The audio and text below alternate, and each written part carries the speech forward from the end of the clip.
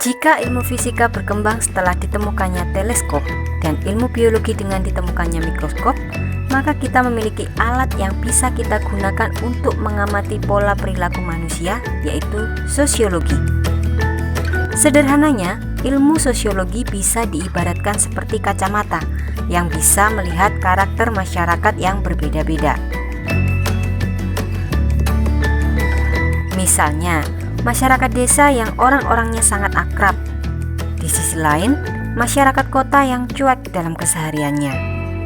Dengan melihat memakai kacamata itu, hasil analisis dari yang kita lihat bisa keluar dan bisa kita teliti lebih dalam lagi.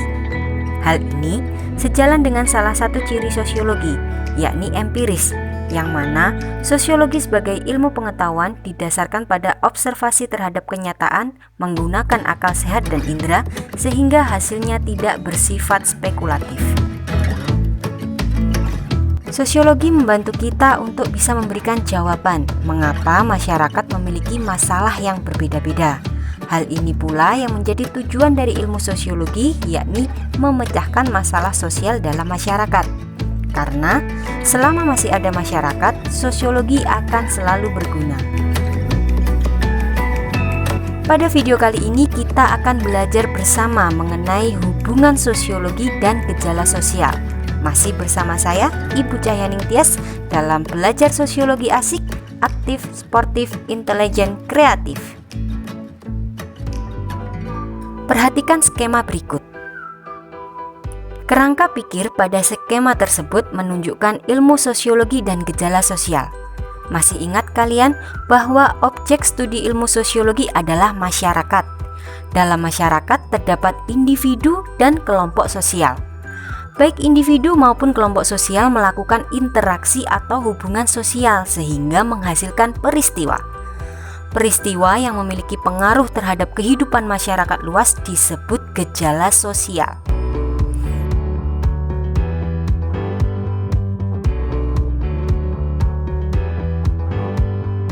Gejala sosial adalah fenomena atau realitas sosial yang dapat diamati dalam kehidupan masyarakat.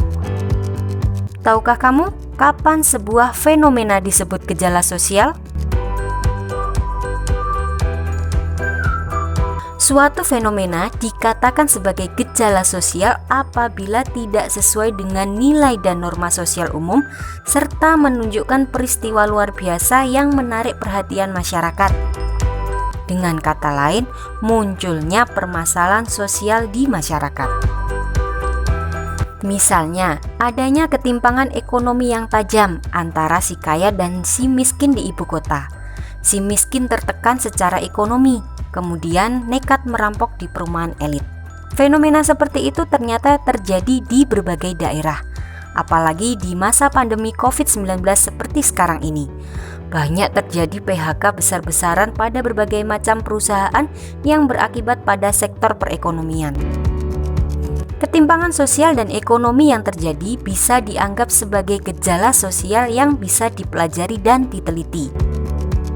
Untuk diteliti, pertanyaan umum yang muncul beragam.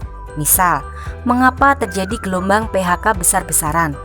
Apa yang menyebabkan sebagian masyarakat tetap harus bekerja di masa pandemi? Berbagai pertanyaan lanjutan bisa diajukan dan pertanyaan-pertanyaan tersebut lumrah dikaji dalam studi sosiologi.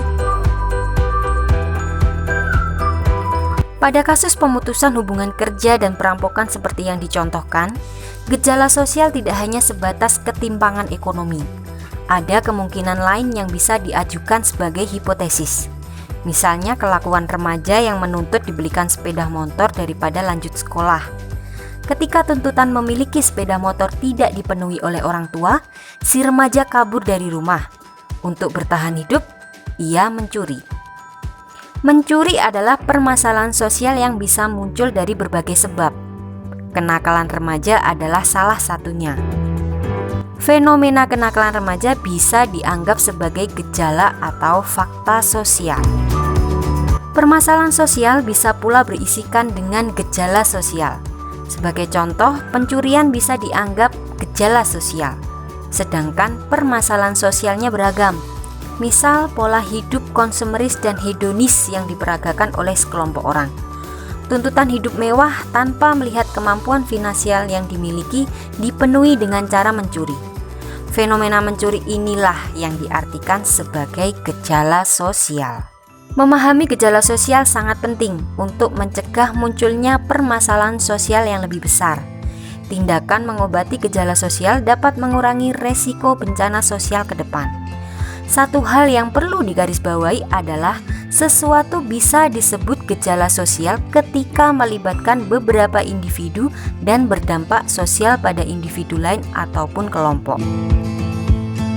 Agar lebih memahami lagi mengenai gejala sosial, manakah di antara gambar berikut yang termasuk gejala sosial?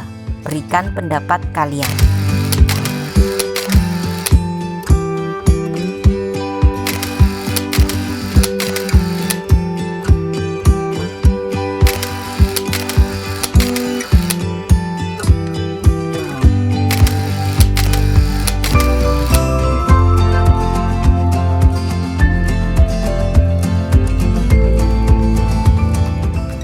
Selamat belajar, salam sosiologi asik, aktif, sportif, intelijen, dan kreatif. Terima kasih.